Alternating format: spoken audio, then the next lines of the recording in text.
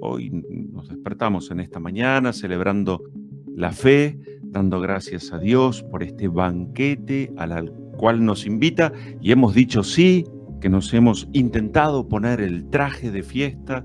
Venimos a buscar la luz de la vida, venimos a buscarte a ti, Señor.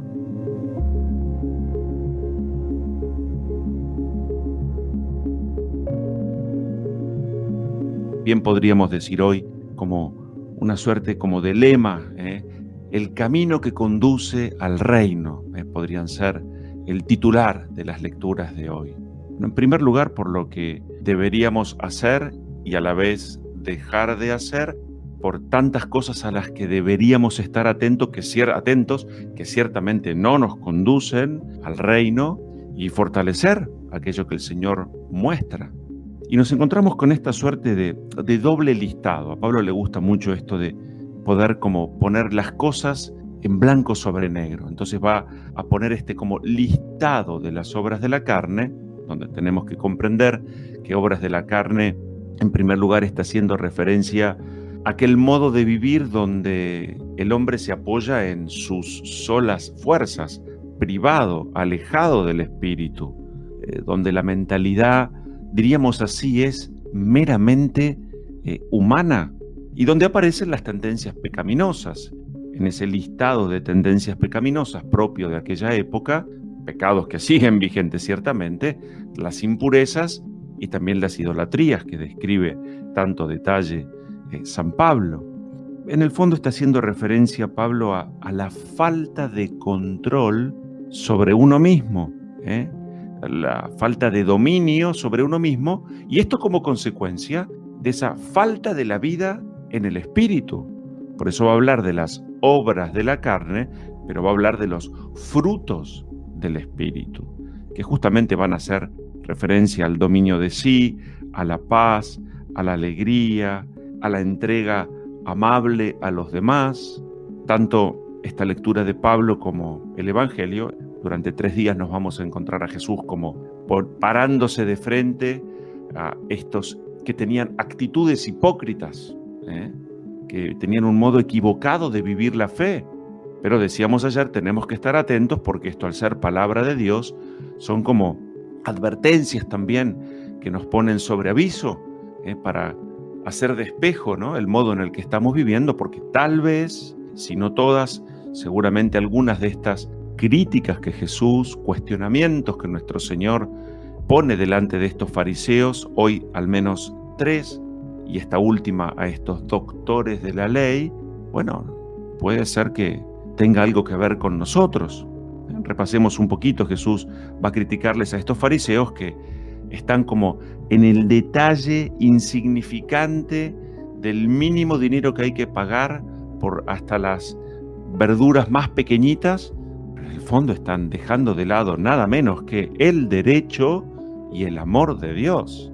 Esto nos puede pasar a nosotros. Queremos tener las cosas ordenadas, prolijas, cuidamos las palabras que pronunciamos, pero tal vez no estemos siendo justos y misericordiosos con los demás, como Dios es justo y misericordioso con nosotros.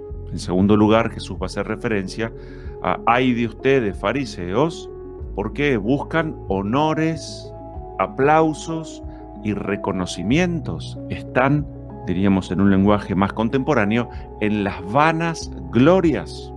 ¿No es para eso que hemos recibido la vida? El honor más grande es poder amar a los demás, entregar lo que somos y tenemos, aquello, compartir lo que hemos recibido y aprendido. Eso es lo que nos hace grandes delante de los ojos de Dios. Estar atentos, sí, no para ocupar el primer sitio. Los últimos serán los primeros. El último es aquel que, porque está justamente por detrás de todos, ve a cada uno de quienes están por delante, y por tanto dice, este necesita mi tiempo, este necesita fe, este necesita algún bien que pueda compartir. Finalmente Jesús va a hacer referencia a estos fariseos que son como tumbas que no tienen nombre, uno pasa caminando por encima y ni se da cuenta, entonces están o muy lindas por fuera y por adentro están llenas de muerte. Es la vida en la apariencia, en la superficialidad de la exposición, una vez más, vidas vacías. ¿Cuáles son entonces los caminos que nos conducen al reino? Bueno, es precisamente son los frutos del Espíritu, el ser amables con los demás, el llevar la alegría de sabernos habitados por la palabra, hoy por la presencia de Dios en el corazón. Se lo vamos a pedir al Señor. Hoy podríamos dejarnos algunas preguntas, ¿no es cierto? ¿En qué medida, lo hemos dicho tantas veces esto, no somos fariseos o no somos hipócritas? Pero sí puede ser que tal vez tengamos actitudes hipócritas o fariseas. Entonces, bueno, ahí tenemos que estar atentos para poder reconocerlas. Podríamos pensar también, ¿estamos en lo fundamental a lo largo del día o nos perdemos en la infinita cantidad de detalles, pero que si falta el derecho y el amor de Dios, no tienen sentido? Hay que practicar esto, pero sin descuidar aquello. No podemos dejar de lado lo importante, lo central y lo fundamental. Y para esto hay que reflexionar, Señor, ¿qué es lo verdaderamente importante hoy en mi vida? ¿Qué actitud me estás pidiendo frente a esta realidad que estoy viviendo? A estos años que estoy cumpliendo, a este familiar que está enfermo, a este otro que perdió el trabajo. ¿Cuál es la respuesta que esperás de mí? Yo quiero serte fiel. Quiero ponerme el traje de fiesta para celebrar dignamente estos misterios. Enseñamos, predicamos, educamos, pero ¿no será que a veces imponemos cargas pesadas a los demás? ¿No será que exigimos mucho al prójimo y poco a nosotros mismos? Uno quiere mejorar en la vida, quiere crecer, quiere madurar, pero ¿cuál es el punto de referencia? Y es nuestro buen Señor, que nos ha dejado precisamente sus enseñanzas, estos caminos que nos llevan a buen puerto.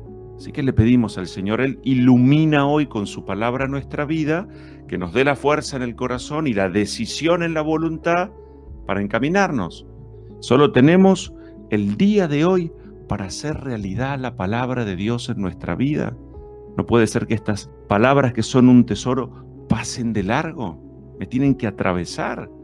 Yo tengo que poder decir, este soy yo, me veo reflejado en estas pasiones desordenadas, en esta vida superficial, en apariencias. ¿Qué esperás de mí, Señor? ¿No será que estoy muy distraído en muchas cosas y solo una es importante? ¿Dónde está mi vida de oración? Ese amor entregado, el perdón ofrecido, ese volver a ponernos de pie. ¿Por qué estoy mirando siempre para atrás, como arrastrando la vida? ¿Qué me impide mirarte a ti, descubrir la luz nueva y decir, mi respuesta tiene que ser mucho más grande que la miseria y el pecado y la pobreza de aquellos que tengo por delante o junto a mí? Yo estoy en esta vida, como decían los profetas, para hacer tu voluntad. Hoy la Iglesia, hago una breve referencia, celebra la memoria de San Calixto, este papa del siglo II en la Iglesia, que gobernó 5 años o acompañó como papa a la vida de la Iglesia durante 5 años, pero tuvo una historia particular. Este hombre pertenecía a una condición económica, social muy humilde, de hecho fue esclavo, se le pidió que administró mal y entonces tuvo que padecer como el trabajo en unas minas, trabajo forzado.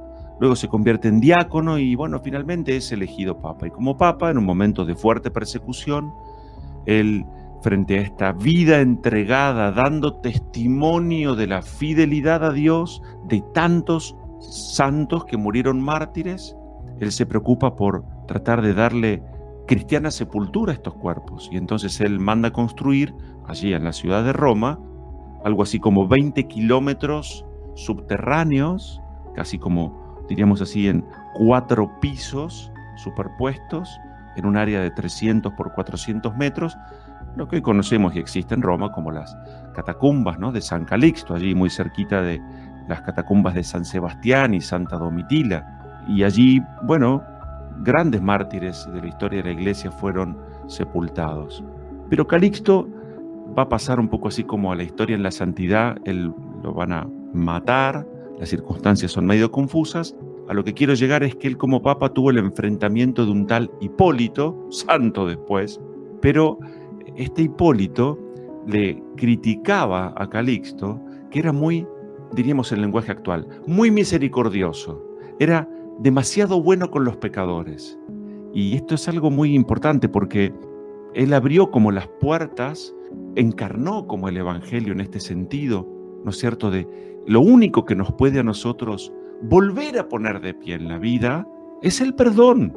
El perdón no puede ser una opción. ¿Qué hago? ¿Perdono o no perdono? Si soy cristiano, perdono, aunque eso sea una experiencia para uno mismo de cruz, y aunque eso signifique para otros palabras equivocadas, que me dejen de lado, que me critiquen de sonso. ¿A quién seguimos? ¿El espíritu del mundo o el espíritu de Dios? ¿A quién siguen los pasos de nuestras huellas, de las huellas de Cristo? ¿Los del mundo o las huellas de nuestro buen Señor? Pues Él perdonó y entregó la vida en una cruz por eso. Calixto I, pobre, 5 años en su papado, dio lugar a la santa sepultura de los primeros mártires y sobre todo hizo de la experiencia de la misericordia y del perdón, fue en este sentido lámpara, luz para los demás, se puso el traje de fiesta y hoy la Iglesia lo recuerda en su calendario. Bueno, que también por intercesión del Papa San Calixto nosotros hagamos una opción, tomemos una decisión fuerte por perdonar a todos y por todo. Dios nos dará las fuerzas.